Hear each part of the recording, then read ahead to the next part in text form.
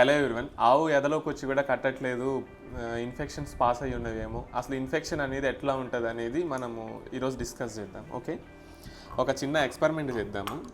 దీనికి ఒక ఎగ్ తీసుకుందాం.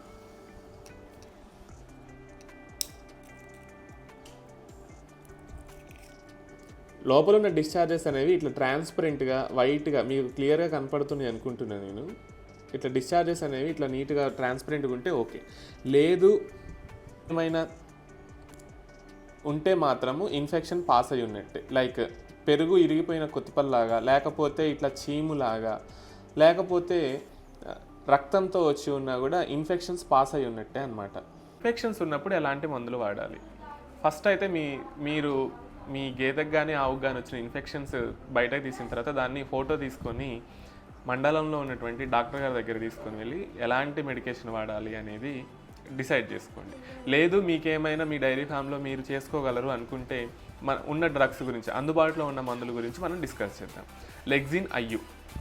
లెగ్జిన్ ఐయు అనేది ఇంట్రాయూట్రైన్గా మనం ఎక్కించుకోవడానికి అవకాశం ఉంటుంది. అంటే గర్భసంచిలోకి డైరెక్ట్గా ఎక్కించేదండి. రెండవది వచ్చేసి పౌడిన్ అయోడిన్ ప్లస్ మెట్రోజిల్. ఇవి రెండింటిని మిక్స్ చేసి కొంత రేషియోలో మనం గర్భసంచిలోకి ఎక్కిస్తాం.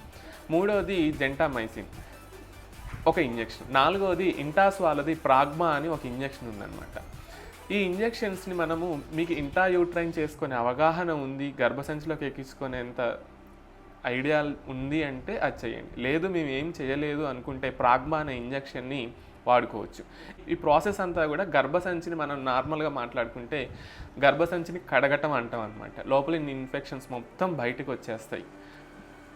మీకు ఏదైనా డౌట్ ఉన్నా, లేకపోతే మీ డైరీ ఫామ్లో ఏదైనా సక్సెస్ అయిన ఫార్ములా ఏదైనా ఉన్నా ఈ వీడియోలో కామెంట్ చేయండి. ఎందుకంటే మన వీడియో రైతు సోదరులందరికీ చాలా అందుబాటులో ఉంటున్నాయండి. Thank you.